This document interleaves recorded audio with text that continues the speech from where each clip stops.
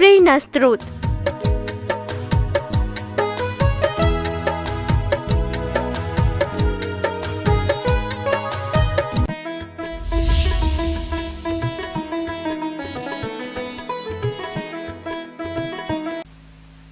जंगलों में रहते हो, हिंसा तो करते ही होगे। यही तो एक साधन तुम लोगों ने बना रखा है जो पाप का कारण है। हिंसा कभी धर्म होती नहीं, धर्म तो अहिंसा ही है। जियो और जीने दो, यही धर्म का सिद्धांत है। तुम भी रहो और जिन्हें आयु मिली है उन्हें भी जीने दो। आदि आदि रूप में संबोधन देते हुए महाराज ने बड़े स्नेह भाव से उन भील भीलनी को संबोधित किया।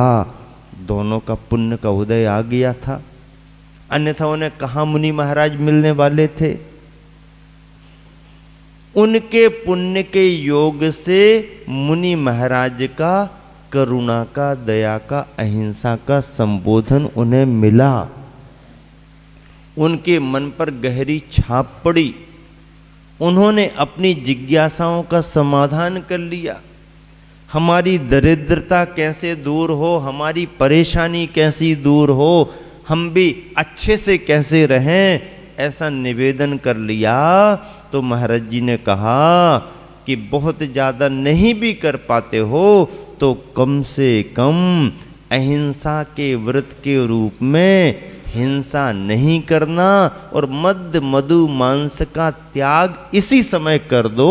यहीं से तुम्हारा कल्याण शुरू हो जाएगा और यहीं से तुम्हारी परेशानी दूर होने लगेगी। यही एकमात्र धर्म है और अहिंसा के धर्म के पालन के लिए आपको जीव दया के रूप में किसी जीव की हिंसा नहीं करना और मद्य मधु मांस का सेवन नहीं करना।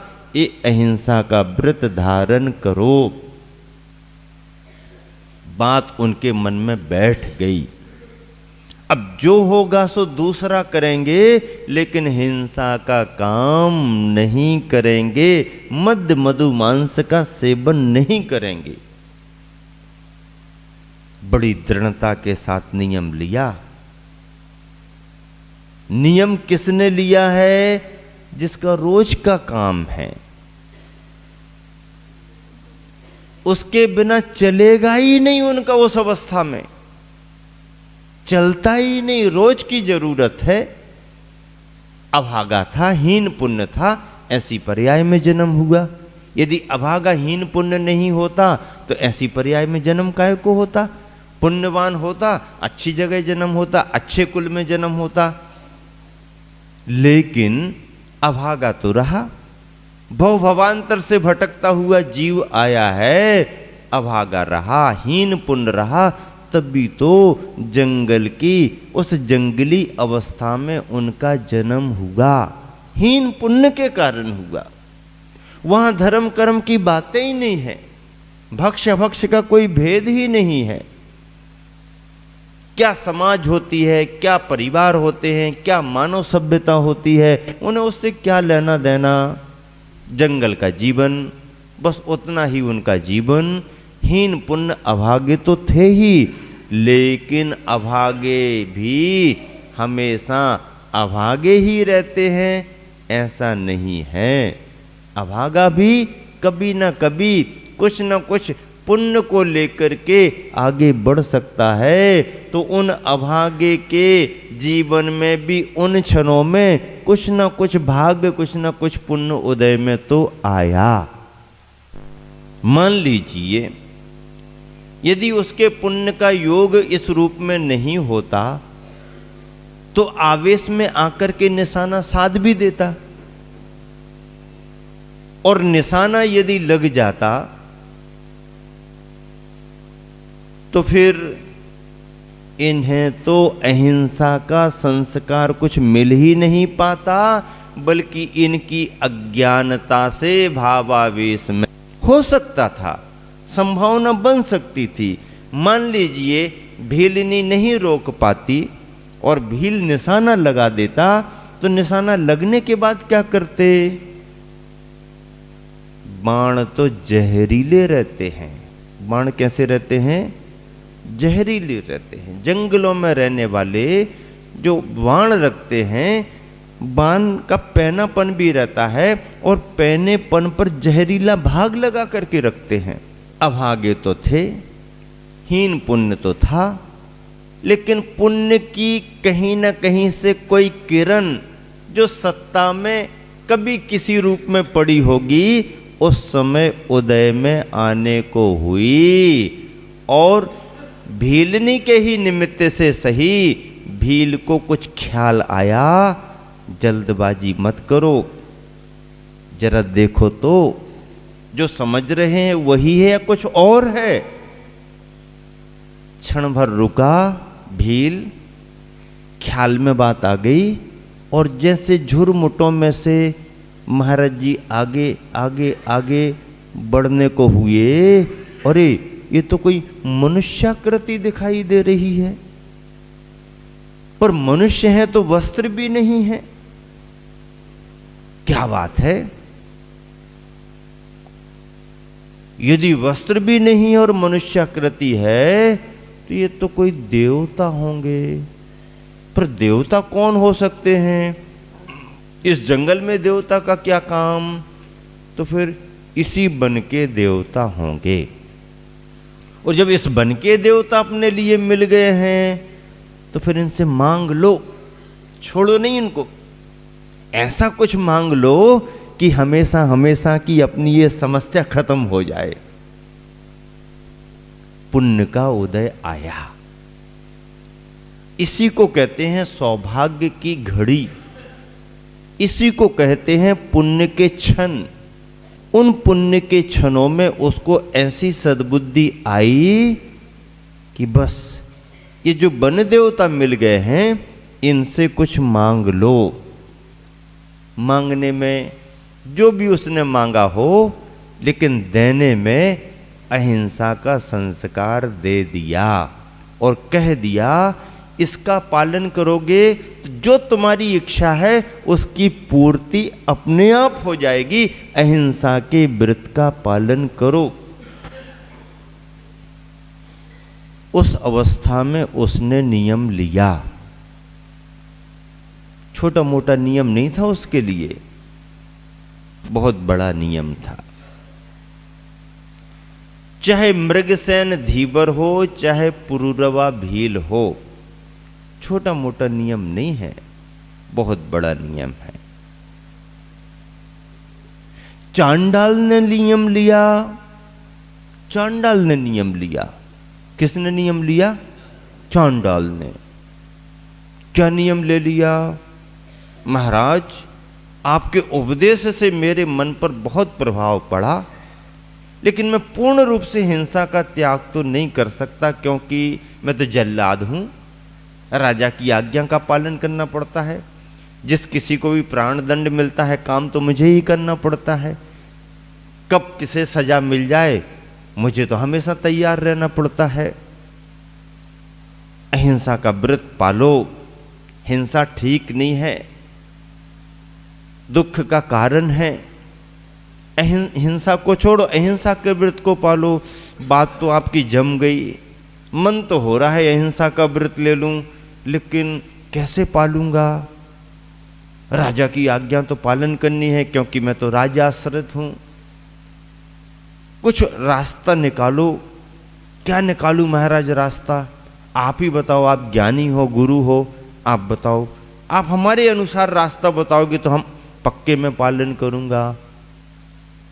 ऐसा करो, चतुर्दशी की तिथि में हिंसा नहीं करना। क्या ऐसा पालन कर सकते कि चतुर्दशी को किसी प्रकार की हिंसा नहीं करना? हाँ महाराज, ये पल सकता है। यदि चतुर्दशी का दिन आएगा तो मैं उसे टाल दूंगा, बाकी दिनों में तो करना ही पड़ेगा। मैं तो सेवक आदमी हूं, राजाज्ञा का पालन करना पड़ेगा। अधिकारी आदेश देंगे तो मुझे तो करना ही पड़ेगा। चतुर्दशी को हिंसा नहीं करना। केवल चतुर्दशी को महाराज? हाँ, केवल चतुर्दशी का ही नियम लो, यहीं से शुरू करो। बाकी तुम हिंसा करो, मैं ये नहीं कह रहा हूं, लेकिन आज के दिन चतुर्दशी को कम से कम हिंसा नहीं करना, बिल्कुल भी पूर्ण रूप से हिंसा का त्याग रखना। पालन कर सकते क्या? इसका तो पालन कर सकता हूं, एक दिन में क्या होगा। और दृढ़ता के साथ उसने नियम लिया। परीक्षा इसकी भी हो गई। नियम कोई बड़े और छोटे नहीं होते हैं, व्यक्ति किस स्थिति में है, उस स्थिति में रहकर के उसने कितनी भावनाओं से नियम लिया है, इससे व्रतों का आकलन किया जाता है। जिन नियमों की चर्चा कर रहे हैं, जिस तरह के अहिंसा के व्रत की चर्चा कर रहे हैं, वह उन परिस्थितियों में दिए गए व्रत हैं।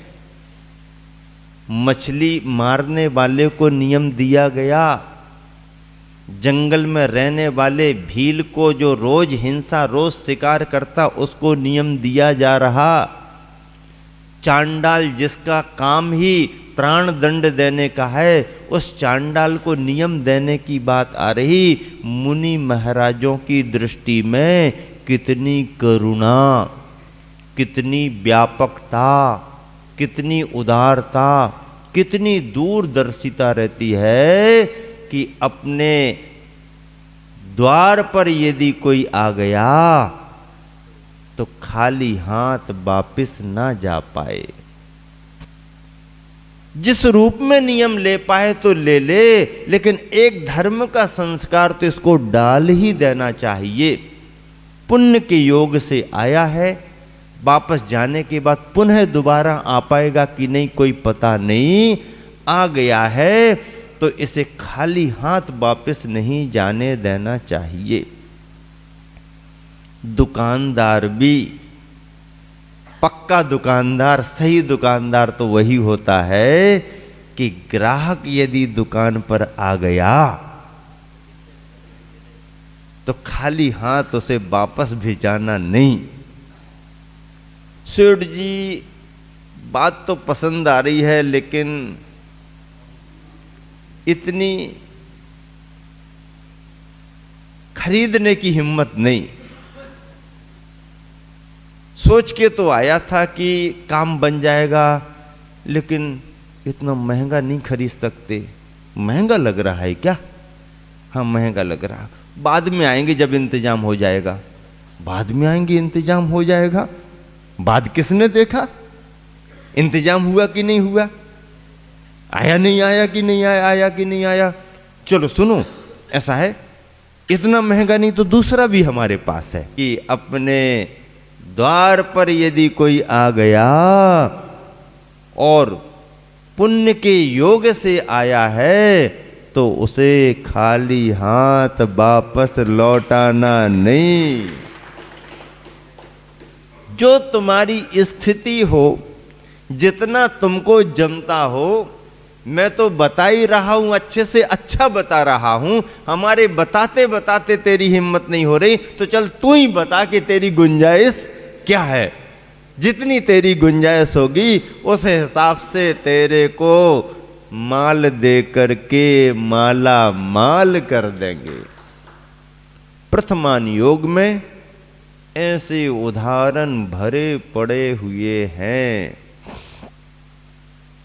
और ऐसे उदाहरणों से ही मुनि महाराजों का, आचार्यों का जीवन प्रभावित रहता है।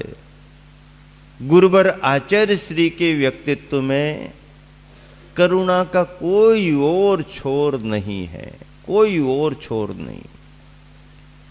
बड़े बड़े संपन्न संपन्न, स्वस्थ स्वस्थ, प्रसन्न प्रसन्न व्यक्तियों को फिर भी आचार्य श्री टाल देते हैं। चलो अभी नहीं, बाद में देखेंगे। लेकिन कोई दीन दुखी, गरीब, परेशान यदि कहीं से उनको दिख जाए या उनके कानों तक उसकी आवाज़ पहुंच जाए या आचार्य श्री तक कोई समाचार पहुंच जाए तो उनकी करुणा बरसती ही है, सैकड़ों बार, हजारों उदाहरण ऐसे देखने में आए हैं जहां उम्मीद भी नहीं, लोग आश्चर्यचकित हो जाते हैं। इतने बड़े महान आचार्य और ऐसी साधारण सी परिस्थिति में ऐसे करुणावान होकर के समझाने को पहुंच गए। पिछले दिनों में आपने देखा होगा, बड़े बड़े भवनों वाले, बड़े बड़े महलों वाले तरसते रहते हैं कि हमारे यहाँ चरण पड़ जाएं, चरण पड़ जाएं, चरण पड़ जाएं। चरण पड़ने के योग जल्दी नहीं बनते। और पिछले दिनों में एक वीडियो वायरल हुआ, कैसा विकलांग आयु को जी रहा है, ना बैठते बन रहा, ना उठते बन रहा, चलना फिरना तो है ही नहीं, ऐसा पड़ा हुआ है विकलांग। स्थिति देखो तो ऐसा लगता है जैसे अस्पताल में पड़ा हो, टूटी झोपड़ी में पड़ा हुआ है, टूटी झोपड़ी में पड़ा हुआ है। कौन देख रेख करता होगा, कौन सेवा करता होगा, कौन खिलाता पिलाता होगा। और बिहार करते करते जब जानकारी मिली, ऐसा ऐसा अनाथ, ऐसा ऐसा परेशान, मानव पर्याय को पाने के बाद भी हीन पुण्य ऐसा जीव कोई आया है, गुरुवर कहाँ उसको आप जैसी मुद्रा के दर्शन मिलेंगे। थोड़ा ही सा तो यहीं से तो निकलना पड़ेगा, थोड़ा ही सा तो जाना पड़ेगा। और गुरुवर के मन में करुणा का भाव आ गया, करुणा का भाव आ गया। कितनी करुणा से आशीर्वाद दिया, कितने प्रेम से संबोधन दिया। यही आचार्य गुरुवर आचार्य विद्यासागर जी का व्यक्तित्व है, व्यक्तित्व है। सोने चांदी के थाल ले लेकर के भर भर करके खड़े हो जाओ तो को नजर भी ना पड़े। बड़े बड़े समारोहों को कहो हाँ चलो चलो देखो तुम अपना जानो, बड़े बड़े अवसरों को भी टाल दें, समय भी दे देते हैं और कभी टाल भी देते हैं। लेकिन ऐसे प्रसंगों के बारे में मैंने सुना है, देखा है, संग में रह करके साक्षात देखा है कि जहां कोई परेशानी कष्ट की बात आती है, कोई गरीब दीन दुखी व्यक्ति आ जाता है, जैन जैनेतर कोई भी आ जाता है, और यदि आचार्य श्री के ख्याल में बात आ गई तो उनकी कृपा, उनकी करुणा मिलती ही है। भाग्यवान होते हैं वो लोग, इस मायने में तो भाग्यवान होंगे, भले अभागी अवस्था में जन्म लिया है, भले हीन पुण्य के साथ आए, लेकिन इतना पुण्य का योग रहा कि गुरुवर की नजर उन पर पड़ गई। ऐसे आचार्य श्री विहार करते करते जब जहाँ जो भी स्थितियाँ बनती हैं उनके अनुसार समाज को लाभ देते हैं, पात्र को देखते हैं और करुणा, कृपा और अहिंसा का संस्कार देते हैं। समय आज आपका हो गया है, इसलिए यहीं पर विराम दे रहा हूँ। और इसका विशेष संदर्भ जो जुड़ने वाला है आज भूमिका के रूप में आपको समझ में आ गया है। महावीर भगवान की